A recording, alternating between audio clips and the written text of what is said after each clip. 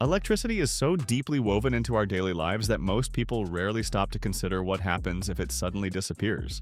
The power grid is not just about keeping the lights on, it drives water systems, hospitals, transportation, and communication.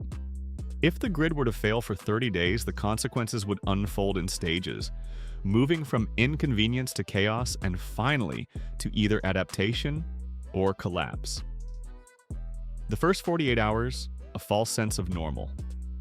In the opening days of a blackout, people would assume it is a temporary problem. Flashlights, candles, and backup generators would provide a short-term solution. Refrigerators would stay cold for a while, and phones would still work as long as batteries lasted. Many would continue life with the expectation that electricity would soon return. Yet, cracks in daily routines would quickly appear. Traffic lights would stop functioning, leading to accidents and jams. Cell towers running on backup batteries would begin to fail, leaving people disconnected. Banks and ATMs would shut down, cutting off access to money. The first week, food and water begin to run out. By the end of the first week, the absence of electricity becomes more than uncomfortable. It becomes dangerous. Grocery stores depend on refrigeration, and by day 3, much of the fresh food supply would spoil. With gas pumps requiring electricity, transporting goods becomes nearly impossible. Shelves would empty as people panic buy whatever is left. Water systems also rely on electrically powered pumps and treatment plants. Once those stop, tap water either becomes unsafe or stops flowing altogether. Bottled water would vanish quickly from stores, leaving many desperate. Hospitals, though equipped with backup generators, would struggle to keep life support machines and refrigeration for medicines like insulin running. The second week, silence, scarcity, and strain. As the blackout stretches into 2 weeks, the breakdown of communication becomes one of the most frightening aspects. With cell towers dead and internet servers offline, information dries up.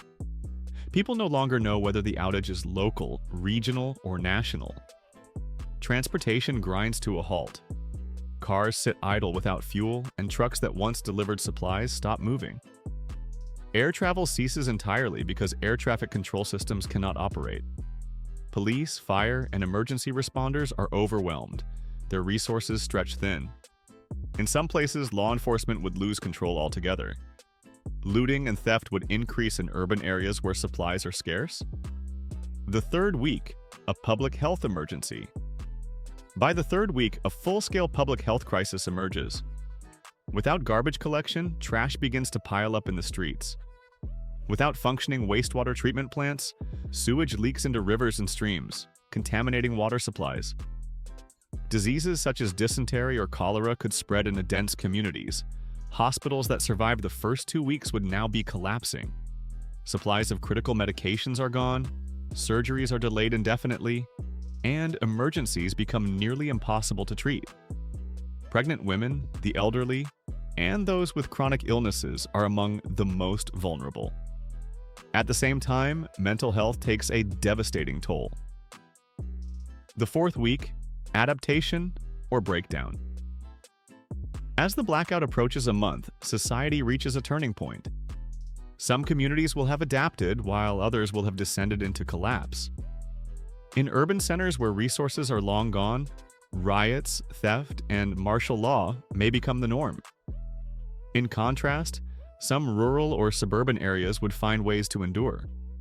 Communities might pool resources, grow or hunt food, and rely on alternative energy sources such as solar panels or small-scale generators.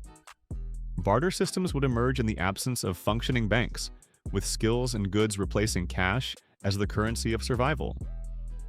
In conclusion, a 30-day power grid failure is more than just an extended blackout. It is the unraveling of civilization as we know it.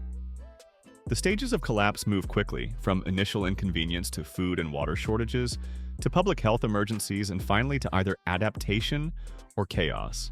Electricity is not just about comfort, it is the backbone of modern survival. Losing it for a month would remind humanity of both its vulnerability and its resilience. If you enjoyed this video, make sure to subscribe to this channel for more content. Thank you.